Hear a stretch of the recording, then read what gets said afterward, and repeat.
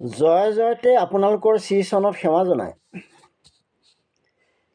আজিৰ ভিডিঅ' মাজলৈ আগবাঢ়িছোঁ। আজিৰ বিষয়ভাগ হ'ল ভকত শব্দটোৰ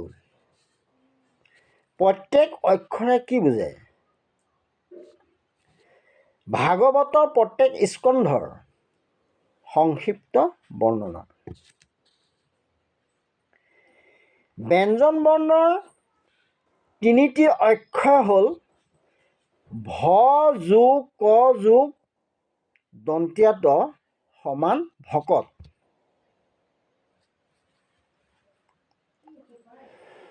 ভ শব্দে ভগৱন্ত ভৱ বিমোচন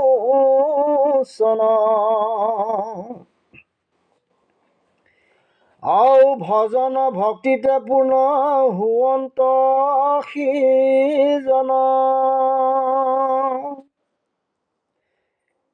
ভ অক্ষৰটোৱে বুজাইছে যে সম্পূৰ্ণ ভয় বিনাশ হয়।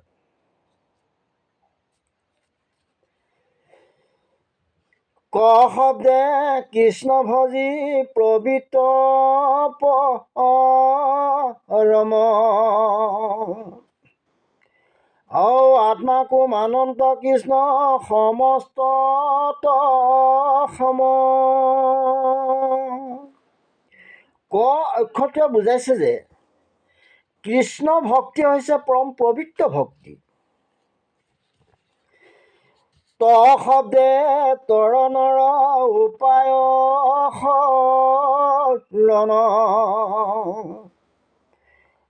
হৃদয় পদ্মত ধৰে কৃষ্ণৰ চৰণ। ত অক্ষৰটোৱে বুজাইছে যে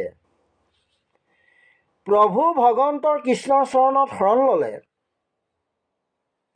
তৰিবৰ উপায় লাভ কৰিব পাৰি, বা কৃষ্ণৰ পদ পংকজত শৰণ গ্ৰহণ কৰি পৰম পবিত্ৰ কৃষ্ণৰ ভক্তিৰ জৰিয়তে সংসাৰৰ ভয় মোচন কৰিব পাৰি।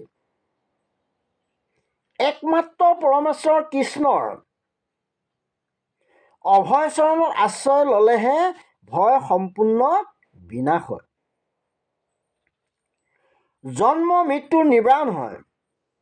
একমাত্ৰ পৰমেশ্বৰ কৃষ্ণই মোক্ষ দিয়াৰ অধিকাৰী। প্ৰভু ভগৱন্তই ভকতে তেওঁ গুণানুকীৰ্তন কৰা শুনিলে বৈকুণ্ঠৰ পৰা যোগীৰ হৃদয় ত্যাগ কৰি ভকতৰ ওচৰত অৱস্থান কৰে। নামঘোষাত মহাপুৰুষ মাধৱদেৱে লিখিছে, একান্ত ভকত হবে নিগুণ কৃষ্ণৰ গুণ, গাৱে সদা বসিয়া যথাত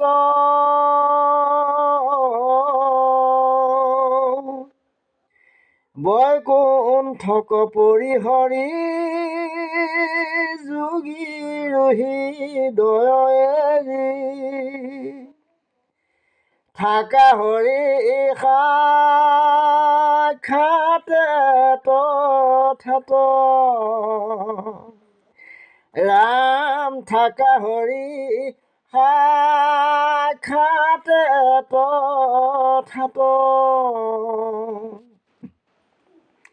একান্ত ভকতসকলে যি স্থানত বহি সদায় নিগুণ কৃষ্ণৰ গুণানুকীৰ্তন কৰে সেই স্থান পৰম পবিত্ৰ। নিজ নাম ভাল পোৱা ঈশ্বৰে বৈকুণ্ঠ ত্যাগ কৰি আনকি যোগীৰো হৃদয় ত্যাগ কৰি আহি সেই স্থানত অৱস্থান কৰে। এতিয়া আহোঁ ভাগৱতৰ বাকী ৰৈ যোৱা স্কন্ধৰ সংক্ষিপ্ত বৰ্ণনা। অষ্টম স্কন্ধত শুকদেৱে মমন্তৰ চৰিত্ৰ বৰ্ণনা কৰিছে। গজেন্দ্ৰৰ বিমোচন, নাৰায়ণৰ হয়গ্ৰীৱ অৱতাৰ, কুৰ্মৰূপে নাৰায়ণে পিঠিত মন্দৰ পৰ্বত ধৰি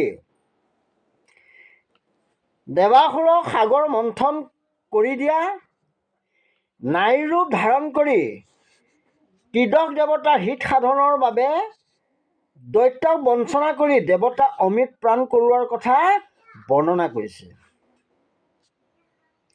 এই স্কন্ধতে দেৱাসুৰৰ ঘোৰ যুদ্ধ, হৰিয়ে দেৱতাৰ পক্ষ গ্ৰহণ কৰি দেৱতাক জয়লাভ কৰোৱাৰ সুন্দৰ বৰ্ণনা দাঙি ধৰিছে।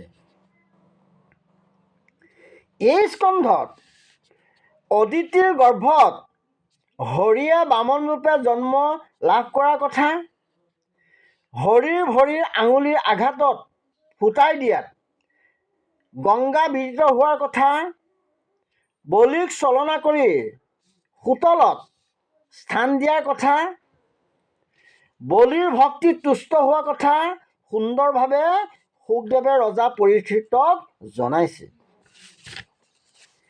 এই স্কন্ধতে হৰিয়ে মৎস্য অৱতাৰ ধাৰণ কৰি প্ৰলয় জলত বিহাৰ কৰাৰ কথা আছে। সত্যবৰ ৰজাক মৎস্যৰূপ দৰ্শন কৰাইছিল, সেই কথাও এই স্কন্ধত সুন্দৰ বৰ্ণনা দাঙি ধৰিছে। নৱম স্কন্ধত শুকদেৱে ৰজা পৰীক্ষিতক ৰাজবংশাৱলীৰ বৰ্ণনা কৰিছিল। ঈশাংকু, সজাতি, সতাংগ, সগৰ, নিগ, নৰঘোষ, যথাতি, জনক, শান্তনু, নিমি, সৌভৰি, ভৰত আদি ৰজাৰ বৰ্ণনা কৰিছে। এই স্কন্ধত হৰিয়ে পৰশুৰাম নামে অৱতাৰ ধাৰণ কৰি পৃথিৱীৰ পৰা 21 বাৰ ক্ষত্ৰিয় বধ কৰি নিশেষ কৰিছিল। এই স্কন্ধতে প্ৰভু কৃষ্ণই ৰামৰূপে অৱতাৰ ধাৰণ কৰাৰ কথা আছে। যজাতিৰ জ্যেষ্ঠ পুত্ৰ যদু, তেওঁ বংশত হৰিয়ে কৃষ্ণ অৱতাৰ ধাৰণ কৰাৰ কথা বৰ্ণনা আছে। হৰিয়ে কৃষ্ণৰূপে জন্ম লাভ কৰাত বসুদেৱে কৃষ্ণক কংসৰ ভয়ত গকুলত থোৱাৰ কথা আছে। দশম স্কন্ধত শুকদেৱে ৰজা পৰীক্ষিতক কৃষ্ণৰ অনেক শিশুলীলা বৰ্ণনা কৰিছে। পুত্ৰনাক বিষতন পান কৰি বধ কৰা, শকতত ভৰিয়ে উচাত মাৰি দলিয়াই দিয়া, তৃণাৱত বধ কৰা, যশোদাই কৃষ্ণৰ কঁকালত উৰাল বান্ধি দিয়াত সেই উৰালৰ দ্বাৰে জামাল অৰ্জুনক মুক্তি প্ৰদান কৰা, কংস বক ধেনুকাবধ, কালিক হ্ৰদৰ পৰা স্থানান্তৰিত কৰা, ব্ৰহ্মাক মোহিত কৰা, প্ৰলম্ব বধ কৰা, বনজুইৰ পৰা গোপসকলক আৰু গৰুবোৰ ৰক্ষা কৰাৰ কথা সুন্দৰভাৱে এই স্কন্ধত বৰ্ণনা কৰিছে। সৰ্পৰ হাতৰ পৰা নন্দক ৰক্ষা কৰা, গোপীসকলে বধ পালন কৰাত কৃষ্ণই কৃপা কৰা, বিপ্ৰপত্নী কৃষ্ণই পৰম কৃপা কৰা আৰু বিপ্ৰই মনত দুখ পোৱা কথা শুকদেৱে ৰজা পৰীক্ষিতক সুন্দৰভাৱে জনাইছে। কৃষ্ণই গোবৰ্ধন ধাৰণ কৰি ইন্দ্ৰৰ দৰ্পচূৰ্ণ কৰা, বৰুণালোকৰ পৰা নন্দক উদ্ধাৰ কৰা, শৰৎকালৰ ৰাতিত গোপীৰ সৈতে অপাৰ কেলি কৰা, শংখচূড় বধ, কেশিক বধ, অৰিষ্ট বধ, অংকুৰে আৰু অকুৰে ৰামকৃষ্ণক মথুৰালৈ অনা, ব্ৰজবধূৰ বিলাপ, মধুৰ দৰ্শন, মথুৰ দৰ্শন, গজ মল্লবধ, কংসৰ বিনাশন, পিতৃ বসুদেৱ আৰু মাতৃ দৈৱকীৰ কাৰাগাৰৰ পৰা মুক্তি লাভ, নন্দ সান্তনা প্ৰদান, উগ্ৰসেনক অভিষেক, সান্দীপনী গুৰুৰ গৃহত বিদ্যা অধ্যয়ন, গুৰুৰ মৃতপুত্ৰ আনি দি গুৰু দক্ষিণা প্ৰদান কৰা সুন্দৰ বৰ্ণনা এই স্কন্ধত আছে। কৃষ্ণই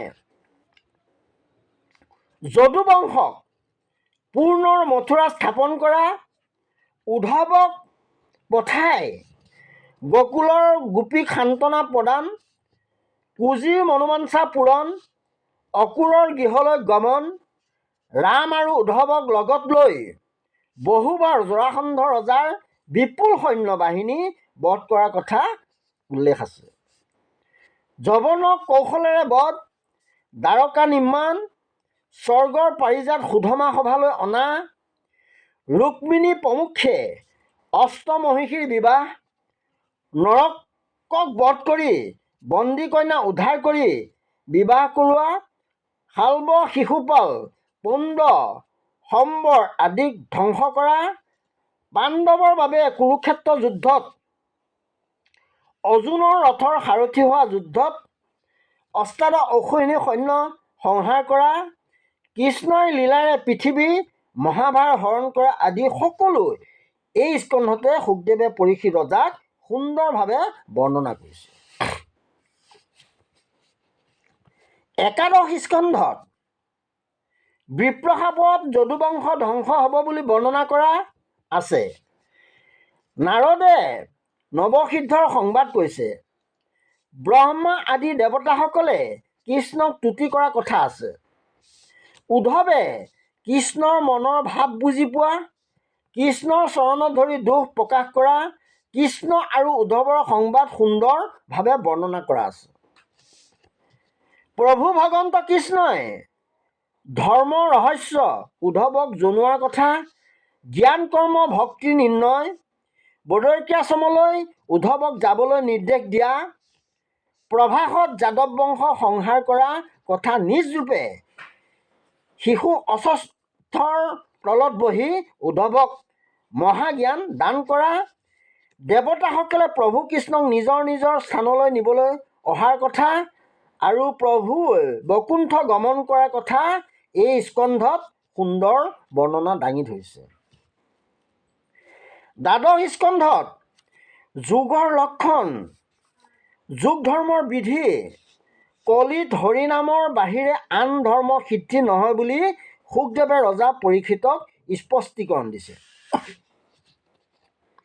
অধৰ্মৰ কলিত বিপ্লৱ ঘটাব আৰু হৰি কীৰ্তনে পাপ নাশ কৰিব বুলি শুকদেৱে পৰীক্ষিতক জনাইছে।